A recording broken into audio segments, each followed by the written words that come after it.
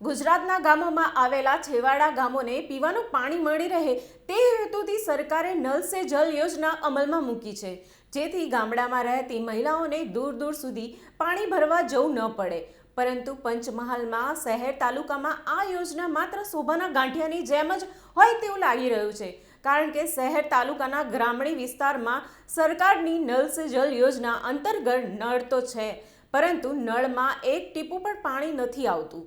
પરિણામે રોષે ભરાયેલી ગામોની મહિલાઓએ જિલ્લા કલેક્ટર કચેરી પહોંચી હતી અને આ મામલે ઉગ્ર રજૂઆત પણ કરી હતી.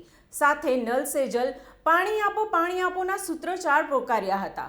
મહિલાઓએ જણાવ્યું હતું કે અમારા વિસ્તારમાં પાણીના સ્તર ઉનાળાની શરૂઆત થતાં જ નીચા ચાલ્યા જાય છે. અમે તાલુકા તંત્રમાં રજૂઆત કરવા જઈએ તો અમને એવું કહેવામાં આવે છે કે તમારા ગામમાં નલ સે જલ યોજના છે જ. મહિલાઓએ વધુમાં જણાવ્યું હતું કે નલ સે જલ યોજના અંતર્ગત નળ તો લગાવી દીધા છે, પણ તેમાં ટીપું પાણી પણ નથી આવતું. ત્યારે હજુ તો ઉનાળાની શરૂઆત જ થઈ છે અને શરૂઆતમાં મહિલાઓના આ હાલ બેહાલ જોવા મળી રહ્યા છે. તો આગળ જતાં પાણી માટે મહિલાઓની કેવી પરિસ્થિતિનો સામનો કરવો પડશે તે એક ગંભીર સવાલ છે.